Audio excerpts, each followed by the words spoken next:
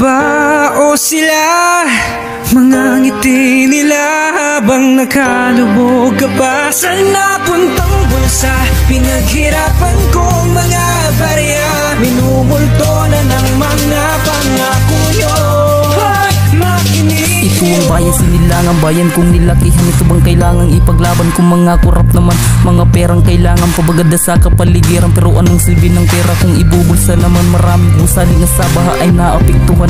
Ang lakas pa ng loob nyo na mawida sa halalan na ibuto nyo ang mga sinisigaw nyo na pangalan. Sa nagamitin nyo ang pera sa may motibong paraan, pero sarili nyo lang ang ipinahahalagahan. Kapwa nyo Pilipino ay inyong pinabayaan, kasi kayo ay nagpagamit lang naman pala sa pera. Pag ang perang gumalaw, ang utak nyo'y maligo-ligo. Saan napunta mga libo-libong barya, habang mga tao sa baha ay nakalubog na? Dapat ginamit nyo ang utak nyo sa kung paano kayo nanalo. Di nyo lang alam, tingin sa inyo ng mga tao ay mga gago.